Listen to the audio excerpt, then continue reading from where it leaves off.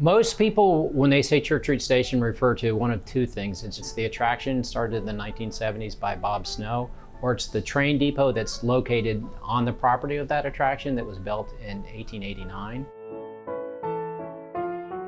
When the train first came to Orlando, Orlando was kind of a frontier town. So when the railroad got here, it changed everything, and the town started to transform. And so that was the early era. But then there was a big series of freezes in the early 1890s that kind of set the citrus industry back, that kind of hurt the growth of Orlando for a couple of decades. So that put the whole use of the train station and the growth of Orlando in decline for a short period, but it started to grow again in the early 20th century. Once they opened up the passenger station on Sly, it sat dormant most of the time. And so by the 1970s, it was falling apart and looked really bad. So when Bob Snow came along and saw this wonderful building, the shell of this wonderful building, he saw potential. And that would be the centerpiece of his attraction called Church Street Station. That's why he named it Church Street Station. His attraction that he built in Pensacola was called the Seville Quarter. So obviously the train station was an important part of that. And while there was no entertainment within the depot, it was right across the tracks where you had Rosie O'Grady's, the Cheyenne Saloon, and all those other restaurants and attractions. And it was a huge success. I would imagine probably a third of the people coming were residents and the rest were tourists. And he found this unique kind of niche in the tourism market that Disney didn't have at the time.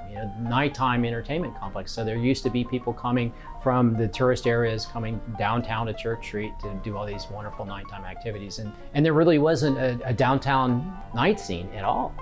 And that's what changed when they opened.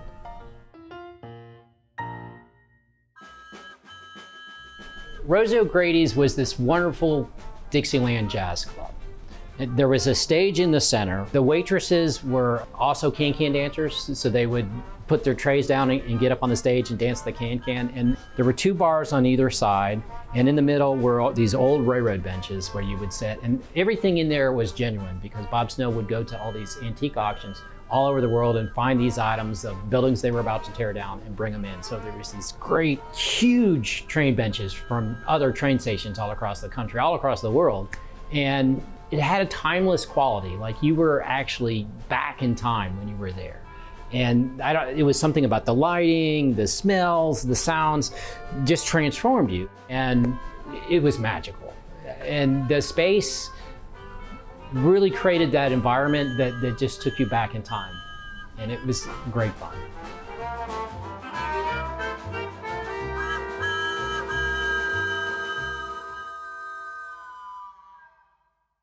So Church Street started going downhill. Bob Snow sold, and he tried to take his concept to Las Vegas. And so little by little, some of the things that made Church Street started going to Vegas. At the same time, Pleasure Island opened, and then City Walk at Universal opened, and there's more competition. There's more competition in downtown Orlando. The former employees, we were called the Good Time Gang, were heartbroken. And they're still heartbroken. And that's like a wound that hasn't healed. And everybody wants to see it come back. And it breaks our heart that, these legendary spaces sit there vacant and kind of falling apart when we know what it was like. We felt the energy, we felt the life there. I think for a lot of Orlandoans who were here during the heyday of Church Street Station, they have this deep emotional connection to that place, to the times they had. I see photographs of people having the significant events of their life there, birthdays, anniversaries, just going out. That place was the place for that to happen. And I think they have a deep emotional connection, and it was for a time the heart of Orlando.